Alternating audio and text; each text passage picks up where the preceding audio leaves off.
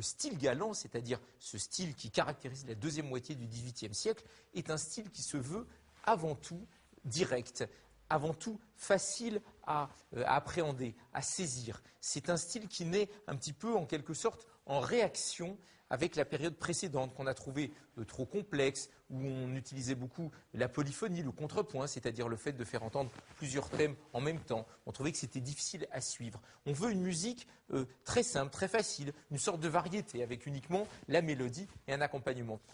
Et puis, il faut dire aussi que c'est le moment où l'essentiel de la musique se fait de plus en plus dans les cours. Il y a une sorte de déplacement par rapport au début du XVIIIe.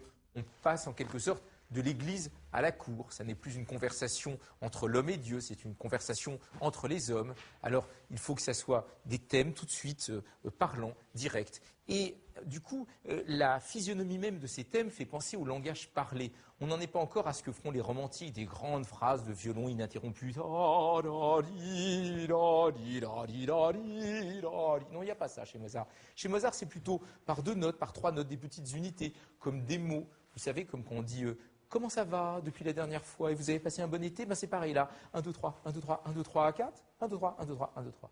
1, 2, 3, 1, 2, 3, 1, 2, 3, à 4. 1, 2, 3, 1, 2, 3, 1, 2, 3. Comme s'il y avait des virgules tout le temps. Ou dans le rando en ré majeur, cela donne virgule. Quoi virgule? Virgule.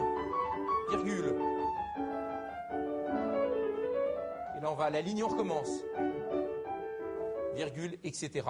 Ou alors même encore plus détaillé, encore plus rhétorique, le dernier mouvement de la sonate en si bémol majeur. Alors là, c'est formidable par le jeu de ces notes piquées, pom pom, et des notes liées, tira pom pom pom, tira pom. On a vraiment l'impression que quelqu'un vous parle vraisemblablement en italien.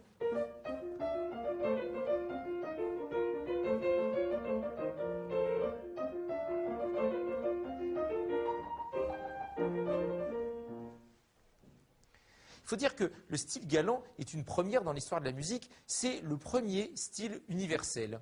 Le premier style, comme on dit maintenant, le premier exemple de mondialisation artistique. Enfin, le monde à l'époque, c'est la moitié de l'Europe, hein, naturellement. Le reste, c'est les sauvages. Auparavant, dans la musique baroque, il y a des spécialités par ville. Il y a Pergolèse à Naples, il y a Vivaldi à Venise, il y a Scarlatti en Espagne, et il y a Handel à Londres. Chaque pays a sa couleur, sa manière de faire de la musique. Tandis que le style galant paraît tout à fait universel.